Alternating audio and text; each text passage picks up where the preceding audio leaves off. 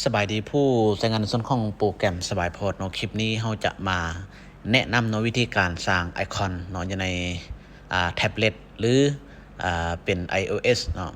ว่าจะเป็น iPhone ต่างๆเนาะก็สามารถสร้างไอคอนได้เลยเนาะกรณีที่ลูกค้าอยู่ต่างแขวงหรือว่าอยู่นอกห้างเนาะก็จะสามารถเบิ่งว่าพนักงานเราได้ขายยังแดเนาะแล้วก็สามารถจัดการในเรื่องของสต็อกหลังบ้านได้เนาะทีนี้เนาะก็คือจะเป็น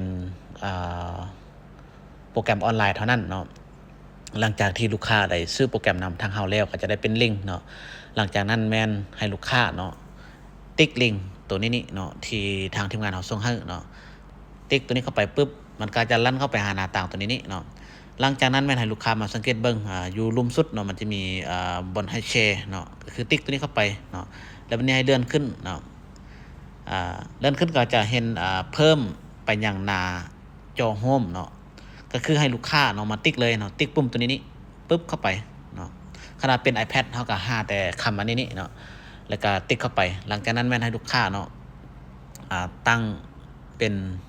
ชื่อห้านของลูกค้าเลยเนาะตัวอย่างว่าสบายพอดประมาณนี้กดหลังจากที่เรากดสำเร็จแล้วเนาะขออภัยเนาะหลังจากที่เราพิมพ์ชื่อห้านแล้วก็คือให้ลูกค้าเนาะมาติ๊กใส่บนเพิ่มบนนี้นี่เนาะเพิ่มปุ๊บเนาะเราก็จะเห็นไอคอนตัวนี้เนาะเด้งขึ้นมาอยู่ในหน้าจอมือถือของลูกค้าเนาะตัวนี้นี่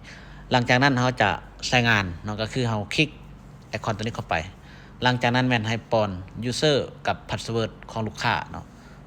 ปึ๊บเข้าไปเนาะก็จะได้เป็นระบบหลังบ้านเนาะเราก็สามารถเบิ่งว่ามื้อนี้เราได้รับยอดเท่าใดเนาะแล้วก็สามารถจัดการในเรื่องของสต็อกอย่างต่างๆเนาะเราสามารถเบิ่งว่ามื้อนี้เราได้รายรับรายได้เท่าใดเนาะกำไรราคาต้นทุนสต็อกยังเหลือเท่าใดเราสามารถจัดการหลังบ้านได้หมดเลยเนาะอันนี้ก็จะเป็นระบบออนไลน์เนาะที่ลูกค้าซื้อนำทางเฮาเนาะก็จะได้เป็นลิงก์เนาะโอเคเนาะสำหรับคลิป